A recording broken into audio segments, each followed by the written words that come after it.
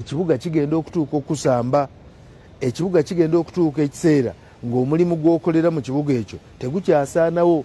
Kankuwa ekyokulabirako, olaba lufula yaffe, lufula eno eri wano mu indasitule webaagiteerawo yali nnungi era yali ya mulembe ng'esaavinga abantu b'ekitundu ekyo era ng'etuukagana n'ekitundu ekyo. Naye olwaleero atojja kwesanga nga tekyajaawo, era bonna abali mu lufula balina okumanya nti tugenda kukya olunaku lumu omuntu omu asinziire gy'alisinziira agambe nti teggulawo ku Mande, kubanga ekibuga kigenze kikula, ebintu ebyetaagisa mu kibuga birala. Edda twalina wali we bayita ku good shed, olaba nga batundirawo buseminti obutonotono, kati wagenze wakula, olaba oluguudo luzzeewo, ebintu bigenze bikyuka ebyawo, kati abantu abagenda okukolerawo bagenda kubanga batunda birala. Nakasero twalina abantu we batundira amapipa aga koolasi, kato kyalina we ogatundira mu Kisenyi. Olaba Ekisenyi bwe kigwawo, Ekisenyi kigwawo ng'ebintu ebibadde bikolebwa mu Kisenyi, waliwo wali mikwano gyange Bakimeeme Bamukulu Sendegeya awo we bali awo, Kimeeme yaliwo ng'era bata n'embuzi ne zeetooloola awo. Kato kyasobola kutambuzi kubanga kibuga. Kati ekibuga bigenze bikula, nkugereza Kampala naye gwe tunuulira ekibuga ky'olimu. Kati gwe kyolina kukola bintu bibiri, aidha okukula n'ekibuga ng'olongoosa omutindo gw'omulimu gw'okola, oba okusenguka okuvaawo okugenda w'ojja.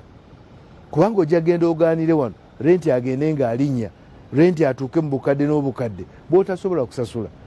Mu Covid wano abantu bangi nnyo bizinesi zifudde olw'ensonga nti balina amaduuka. Oli bw'aba yalina amaduuka 3 mu kibuga nga buli dduuka lisasulira obukadde 2, kitegeeza obwe bukadde 6. Bw'aba yamala omwaka nga takola naye ng'alina okusasula obukadde 6 buli mwezi, kitegeeza bwe bukadde bumeka? Obukadde 72.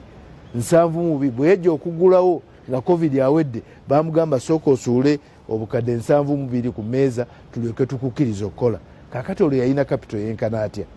Mukwano gange njagala oteekeko tooki empanvu, otandike okutunula ewala, ogambe wano njaawo, nyinza okuba nga njaawo kaakati naye nkyamalawo bbanga ki?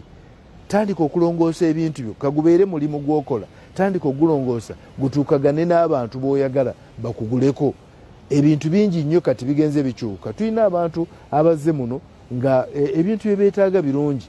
Kati nga nkugereza omulimu gwa delivery. Guno omulimu gwa delivery tegubaddeewo emyaka egiwedde, era ng'abantu oli waba ayagala emmere mu Sheraton ayina genda mu Sheraton oba mu Serena, naye kati oli asinziira ewuwe gy'ali Egomba, e Butambala, Mawuuki eri wansi, n'akubira aba Serena oba aba Sheraton n'abaga nti mundeetere chips and chicken. Tebayinza mubuuza kyakubiri, bo bategeka butegesi bungi bwa chips and chicken bwe yeetaaga ne bavuga ne babumutwalira. Kyekyo gwe mulembe delivery weeri ayinza okuba nga ye ssente zaziyina naye nga kati kyeyasuza aloota yayoyeza chips and chicken. Kaakati gye bivudde tebimukwatako, ekikulu ng'ebyo ebintu bikoze eki bituusaawo. Kati gwe mulembe gwe tulimu, bw'oba omaze okutegeera nti gwe mulembe gwe tulimu ng'oli mu kibuga kyolaba nga kigenda nga kikula, gwe lwaki totandika okutunuulira wa gy'ogenda okudda oba okutunuulira wa gy'ogenda okujja ssente okulongoosa kino ky'olimu kituukagane n'omulembe? Manyi nti olina ky'ogyemu. Kwagaliza olunaku olulungi, siba bulungi.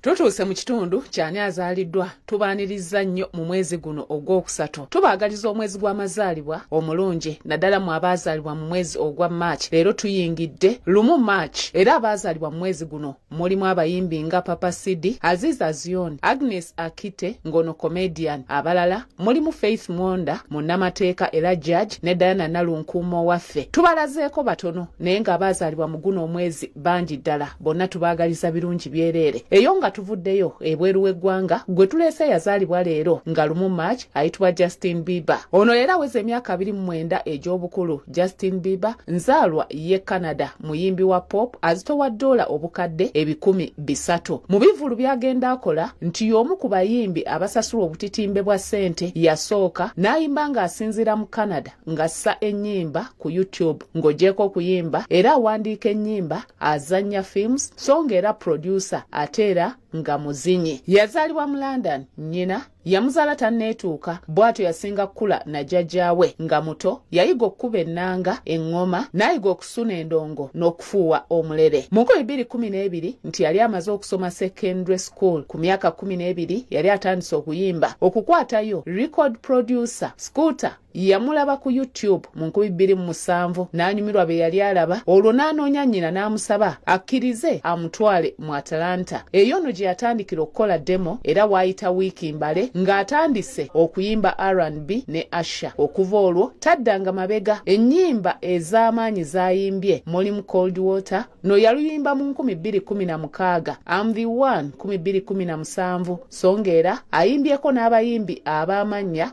Omulili Wine, DJ Khaled, Bad Guy n'abalala bangi. Obulamu bwe ng'omuntu nti mu 2010 yayagalanako n'omuyimbi era omuzanyi wa films Selena Gomez ne baawukana mu 2018. Olwo n'akwatanga ne Hailey Baldwin mu 2015 ne baawukana nga bwe baddiŋŋana okutuuka mu 2019 bwe baafumbiriganwa mu butongole. Ono nno muwala wa muzannyi wa films ayitibwa Stephen Baldwin. Justin Bieber alina obutuuze obutali bwankalakalira mu America naye nga n'okufuna obwenkalakalira nti akikolako. Azze agula amaka ag'enjawulo nga bw'agatunda, olumu ng'agugulana ne baliraanwa olw'okubawoganyizza ebidongo songa ate ekifo kye yalinga abeeramu kyalinga kyakusulamu oba kuwummuliramu. Naye mu 2020 nti yagula mu Beverly Hills okuliraana ba Denzel Washington, Eddie Murphy, Rod Stewart ne Sylvester Stallone. Alina ebyobugagga ebirala mu London, amamotoka ag'ebbeeyi bye tusobola okunokolerayo kubanga byo by'alina bingi. Abaazaalibwa naye n'abaazaalibwa mu mwezi guno ogwokusatu tubaagaliza.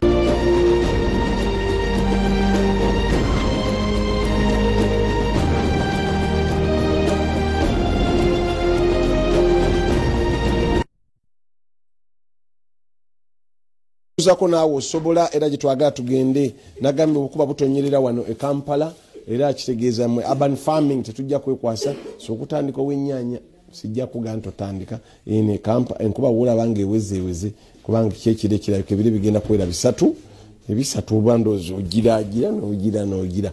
March 1st naawe osobola ba Hamza schools bamututuusaako. Hamza Islamic Schools Eruwero Jona atwala omwezi w'ong'oluvaayo agenda muterevu ku university anti tulina nursery, primary ne secondary okuwandiisa abayizi kugenda mu maaso. Olunaku olwaleero mu kanyomero kafakana osobola lwetukomekereza emboozi ya Julius Nabasa aweesa keesi z'amasomero ng'ono omulimu guno agukolera mu Kisenyi mu Kampala. Nabasa agamba nti omulimu guno gumuyambye nnyo okufuuka omuntu ow'amaanyi era yeetuusaako buli kintu ky'abeera yagadde mu bulamu era n'asekerera abantu abanyooma emirimu. Ngamba abavubuka abanyooma emirimu bananga abavubuka tumunyooma mirimu. Guno omulimu ogulaba ng'ogw'ekiyaaye oba n'ogulaba ng'omukyafu naye guno omulimu mulungi. Abanyooma emirimu banange tumunyooma mirimu. Nabasa agumizza abazadde abateekateeka okuzza abaana ku masomero nga bwe beetegese okubaguza keesi ku ssente ensaamusaamu. Nga bwe nkugambye nti keesi y'emitwalo 3 twagitundanga emitwalo 2 naye kati ya mitwalo 3. Lwaki? Economy egenze waggulu nnyo. Lwaki? Bwe tuva wano tugenda mu makampuni kugula material gwe tukozesa. Material tusanga nga bamwongeddemu ki? Akasente ako naffe tosobola kukolera loosi. Olina okukongera ku sanduuko eyo gy'oba okoze ki? Gy'oba okoze osobola okufunako. Ng'oggyeka amabaati ga mu kampuni agajja nga gali plain. Waliwo amabaati ge tusobola okuyiyayiya nga tugajje mu scrap. Nga bw'olaba epipa zino enkadde waliwo obupipa buno bwa kolas ono gwe bakozesa mu luguudo nabwe tubukozesa. Waliwo nagana ag'emambula agemambula kale galimu ebika waliwo amagumu waliwo agagonda kuli tulondarondamu ako nosobola okusevinga ku sente munange omuntu bw'aba akugambye ati ekintu kyalinyemu sente bweziti sooka mubuuze lwaki kyalinye ate sikudduka n'ogenda oluusi omanyi mbu okutandika bizinesi si kyangu naye ate n'okugiyimirizaawo si kyangu naye kasitoma singa mba nkugambye nti kesi yalinyemu 15,000 mbuuza ate lwaki wanyongeza naye sikudduka ate n'otanziramu mbuuza oti yalinye etya nkubuulire nti agikola yayongeddemu 10,000 n'agisiiga n'ayongeramu 2 n'agikubako emikono n'akakonda agyongeddemu 3 kyekireetedde ese sente okulinnya kutuuka ku 15,000. Obuzibu bwe tusanga ennaku zino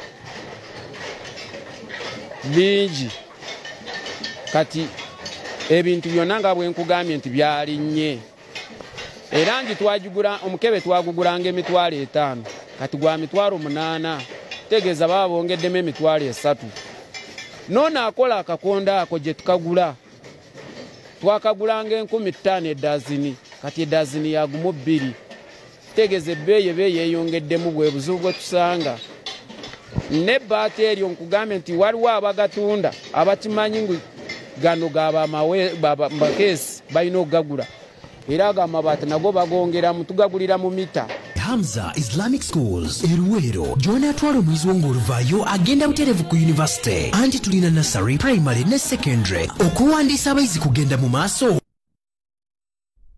Ekyenkya kikutuusiddwako The My Airtel app, the smart way. Download today on the App Store or the Google Play Store. Hey kid, I have more for you from Sam's. Sam's offers you a wide range of snacks. Sam's, taste the difference. Big Clara Property Services bibali dempanga mukuyamba abantu okwekulakulanya bano batunda n'okulakulanya ettaka balina ettaka ku buli luguudo olufuluma ekibuga Kampala. Big Clara Property Services bannakinku mu by'ettaka.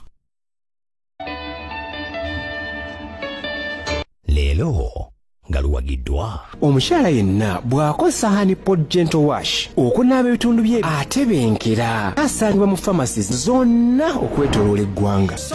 Petal Care has a floating design that perfectly fits. It reduces 70% friction on skin, absorbs fully and blocks leakages from both sides.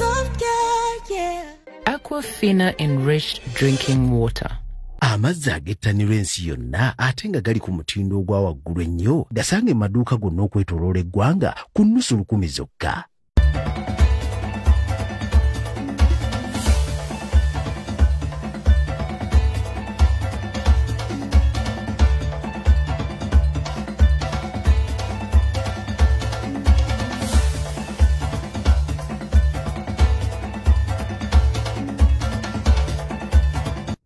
Leero nga luwagiddwa omukyala yenna bw'akozesa Honey Pot Gentle Wash okunaaba ebitundu bye atebenkera asangibwa mu pharmacies zonna okwetooloola eggwanga.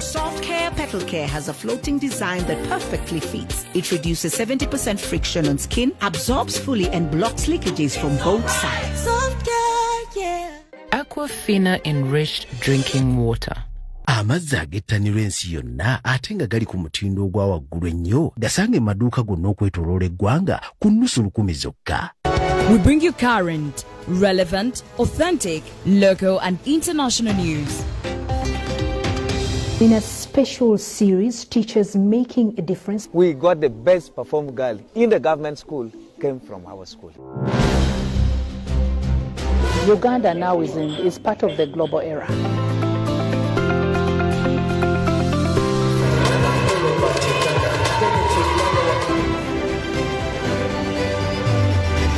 Everyone in the world became Moroccan when we saw the performances of the national team. So that's it from Focus on Africa for today. Thanks for watching.